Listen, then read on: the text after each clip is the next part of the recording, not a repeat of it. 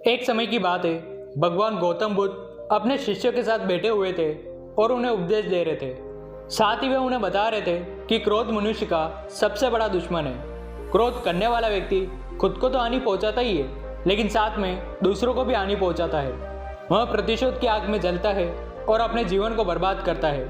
बुद्ध के उपदेश खत्म हो जाने के बाद उनके शिष्यों में से एक शिष्य खड़ा होता है और गौतम बुद्ध से कहता है कि तू एक ढोंगी है, तेरी बातें मनुष्य के रहन सहन से विपरीत है। तू जो भी कहता है उसे अपने जीवन में अनुसरण नहीं करता और दूसरों को यह सब करने की सलाह देता है। जब वो शिष्य गौतम बुद्ध को उल्टी सीधी बातें कह रहा था, तब गौतम बुद्ध ने कोई प्रतिक्रिया नहीं दी और वे शांत बैठे थे।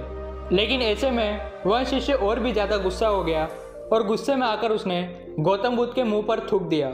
इसके बाद भी महात्मा गौतम बुद्ध को गुस्सा नहीं आया और वे शांत थे।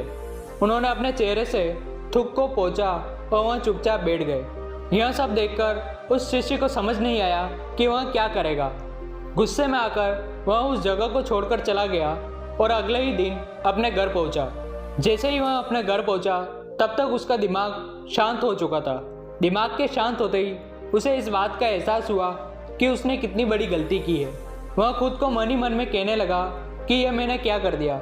मैंने महात्मा बुद्ध का अपमान किया है, ऐसा पाप मैं कैसे कर सकता हूँ। मैंने बहुत बड़ी गलती कर दी, मुझे जाकर उनसे माफ़ी मांगनी होगी। यह कहकर वह तुरंत ही गौतम बुद्ध के पास चला गया, लेकिन गौतम बुद्ध उस स्थान पर नहीं थे। ऐसे में वह शिष्य जगह जगह भटक कर उन्हें खोजने लगा। जैसे ही उसे महात्मा बुद्ध मिले, वह उनके पैरों में जाकर गिर गया और उनसे कहने लगा, मुझे माफ़ कर दीजिए, मुझसे गलती हुई है, मैंने आपका अपमान किया है। यह सब देखकर गौतम बुद्ध ने उससे कहा, शांत हो जाओ, क्या बात है, मुझे बताओ, आखिर तुम कौन हो। गौतम बुद्ध के यह सब पूछने पर वह शिष्य चौंक गया। वह सोचने लगा कि महात्मा बुद्ध मुझे कैसे भूल सकते हैं, मैंने तो इनका अपमान किया था। यह सब सोचकर उसने महात्मा बुद्ध से पूछा, मैं वही शिष्य हूँ जिसने कल आपका अपमान किया था और आप इतनी जल्दी मुझे भूल गए। यह सब सुनकर महात्मा बुद्ध ने उस शिष्य से कहा, हमें कल की बातों को कल पर ही छोड़ देना चाहिए। वह अच्छा हो या फिर बुरा, उसके बारे में बार बार विचार नहीं करना चाहिए। मैं बीती हुई बातों को पीछे छोड़कर आगे चलता हूँ और ऐसा ही हम सबको करना चाहिए। महात्मा बुद्ध की यह बातें सुनकर वह शिष्य और भी ज़्यादा प्रभावित हुआ।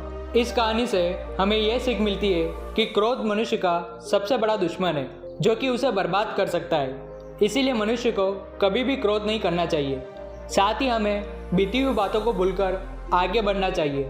अगर कोई मनुष्य अपनी बीती हुई बातों पर ज़्यादा ध्यान देता है, तो उसका ध्यान पूरी तरह से भूतकाल में लगा रहता है और वह इंसान कभी भी आगे बढ़ने की ओर विचार नहीं कर पाता।